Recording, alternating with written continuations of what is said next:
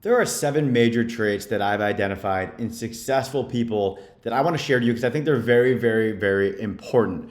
And I've been fortunate enough to have 3 separate interns, all from crazy different backgrounds. One was from Maine, the next one was from Colorado, and the third one was from Michigan. They all found me in different ways. Their work styles were completely different. I kind of want to break down a little bit about them, but I want to talk about the overarching success traits. Now, I'll be bringing them into a lot of the conversation. But the first and foremost, the number one thing that I've seen with my interns and with just people in general, whether that's athletes or whether that's successful CEOs or businessmen, they are all eager to learn and get better. I have not met a single professional athlete that I've worked with. I have not met a single high-level CEO or multi-millionaire who isn't constantly learning. Now, they're learning via books, they're learning via podcasts, they're learning via reading articles and blogs and watching YouTube content, having conversations with other smart people, masterminding with their friends. Their mind is always trying to consume and learn more information to continuously get better. So if you are not learning on a daily basis new things and surrounding yourself by the people to help you learn new things, then you're putting yourself at a disadvantage when trying to become successful. Number 2, they are super competitive.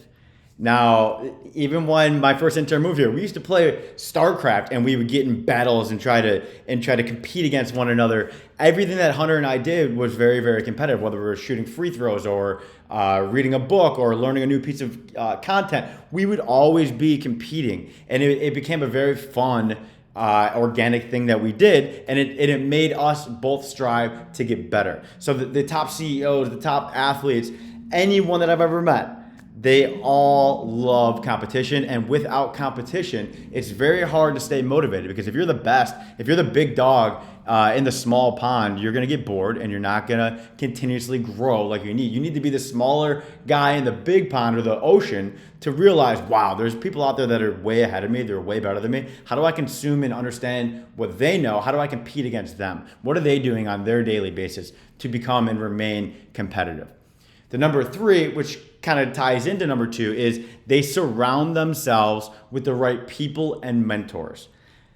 People who are very successful are typically surrounding themselves by other people who are very successful. So it's very cliche, but you are the middle of your closest 5 friends or 5 people that you'd spend the most time with. So if you're constantly spending time with people that are beneath you, then you are going to become a lesser value, less successful person. If you're surrounding yourself by people that are way ahead of you, they're 2, 3, 4 steps ahead of you or years ahead of you, you're going to start to understand, wow, like I'm so minuscule compared to these people. I know nothing. And the more that you understand, like I don't really know anything.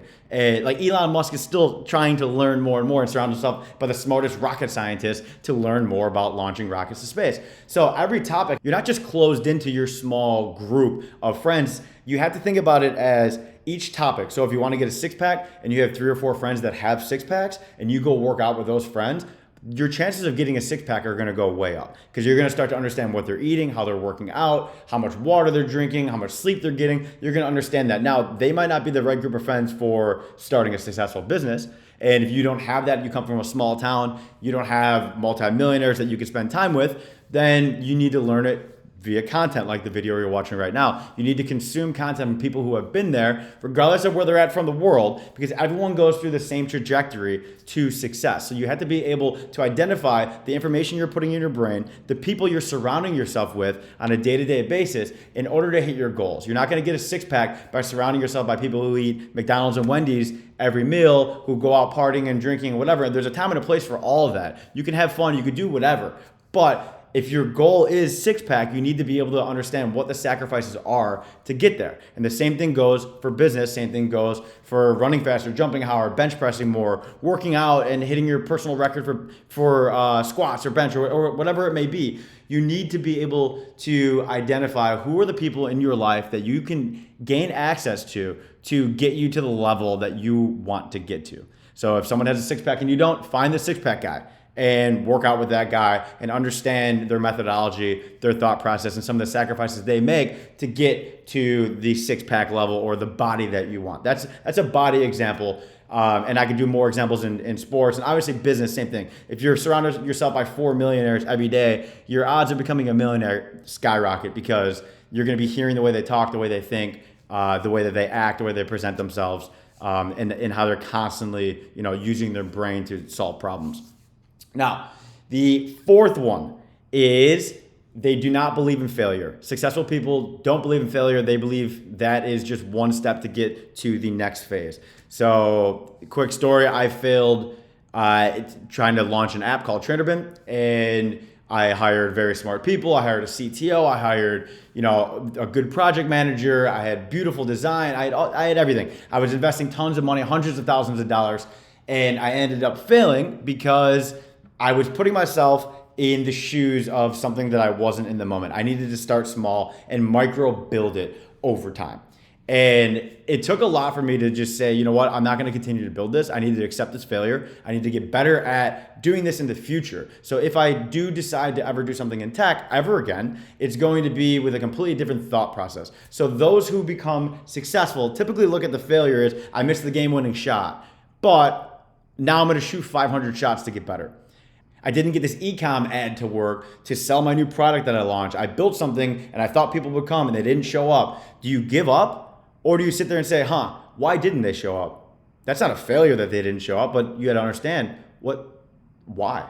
Why didn't they show up? Is it because you were targeting the wrong audience? Is it because you didn't reach out to enough people? Is it because you don't know how to run Facebook ads or Instagram ads or TikTok ads? Is it because your video editing skills are poor? There's a million different things that you can then reflect. And in the ad example, if you launch an e-commerce store or you launch an internet product and no one's buying it and no one's clicking on it and no one cares about it, no one's signing up for your demo or no one's calling your phone or whatever your metric is, you need to identify what is the reason. And the reason is you. And that's what successful people think like. They know that if they put something out there, the world shouldn't just gravitate towards it. You need to be the successful person that says, I'm going to figure out how to make the world gravitate to this. That is a big differentiator. People that build things expect people to come, as opposed to the successful build things and they say, what did I do for them not to come? Let me get better at this. Let me send an email. Let me read a book. Let me blog or read a blog or watch a YouTube video. How to get my first 100 customers, how to get my first 1,000 customers, how to get my first 10,000 customers. There's content everywhere. You got to be able to digest and consume that content and understand that your failures are just one step closer to getting to the end result, whatever that goal may be, whether it's millionaire, six-pack, or dating the woman of your dreams, or whatever it may be. You're one step closer with every single failure. And one of the things that I instilled in the 3 interns that actually lived in here with me was we need to get 1% better every single day.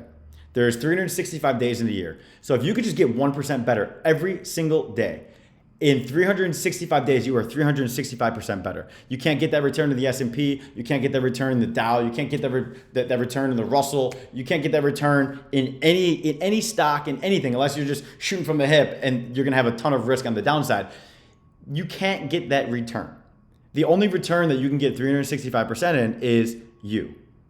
And I can promise you, if you just focus on the one thing every single day, learn from your failure, get better the next day, and get 1% better each day, within 1 year, you're not going to even be able to identify who you are and how much success that you have.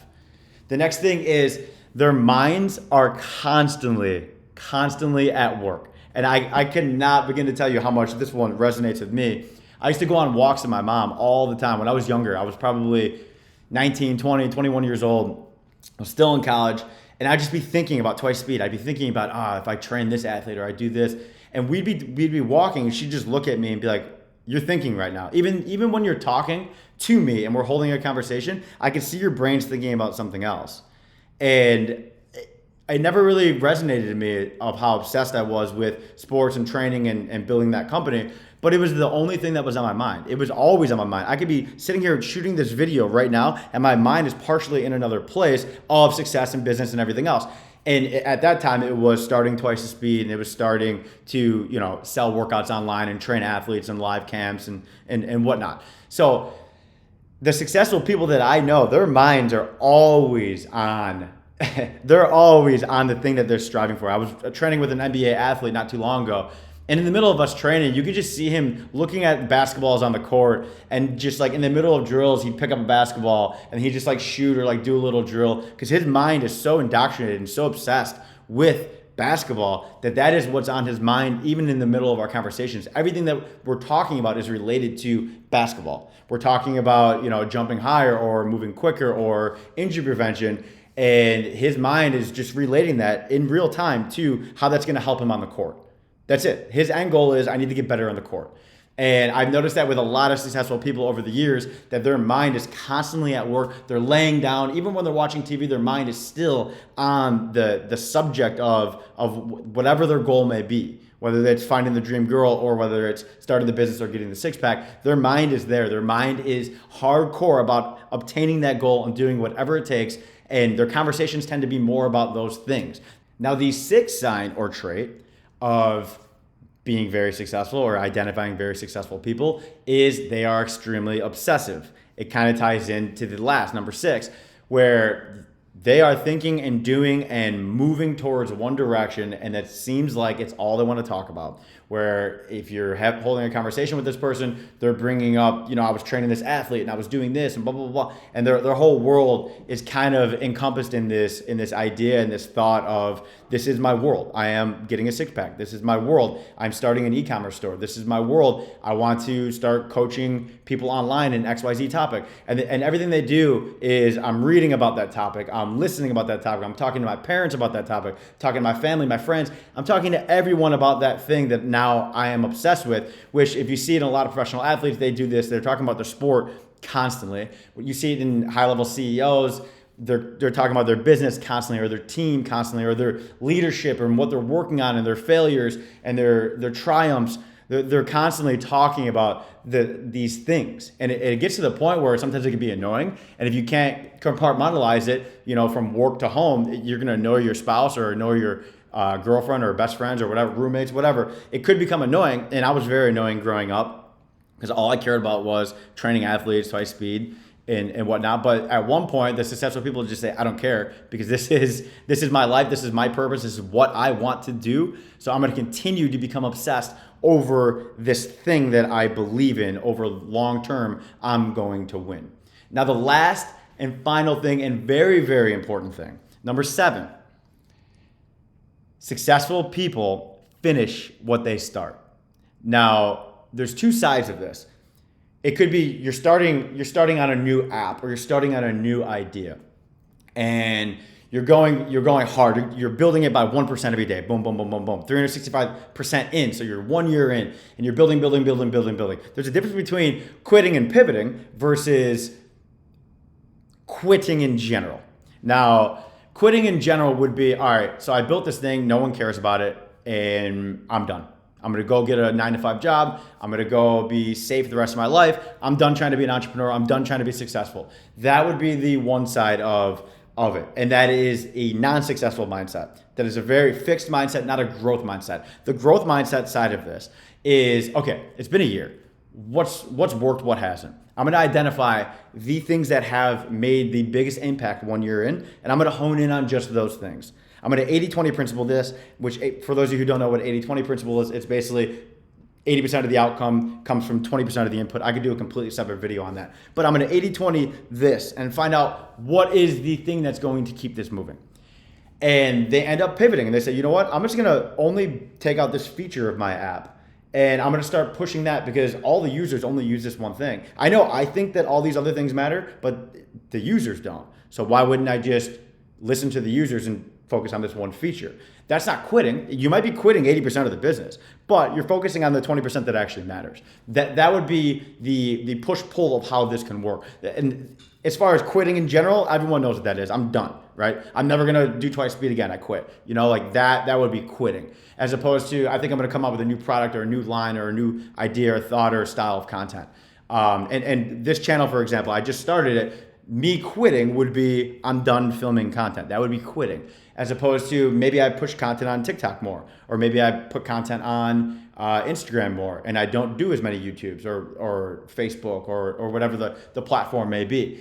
So there's different ways to look at the quitting, but the one thing that's very, very common in the best athletes, the best leaders, the best CEOs is they never stop. They do not quit. They finish what they start, and they end on top. I can promise you that. These guys end on top, and they exhaust all efforts to get to where they're at. The Elon Musk aren't made overnight. The Elon Musk all started at ground zero. They all started at A, and then they go to B, and then they go to C, and then they go to D, and they go through that process until they become the guy that you see today. Michael Jordan is at a Z, call it Z. Tom Brady is at a Z. Elon Musk is at a Z. But they had an A, B, C, D, E, F, and so on, all the way to that point. And if you were to shock their brain and men in black them and make them start over, but they had their blueprint, they had their diary of what they did, they would be able to repeat the process because they have it in their gut. In their gut, they are a leader. They possess these 7 qualities. So you need to identify yourself. Which ones are you strong at? Which ones are you weak at? And just be very cognizant of you need to have these 7 things if you do want to be successful, if you do want to be a businessman and grow and be someone that people look up to. Because that's the real goal here. What are you going to do in your lifetime? Are people going to look up to you? Or are people going to say, oh my God, this guy, he's motivating. He excites me.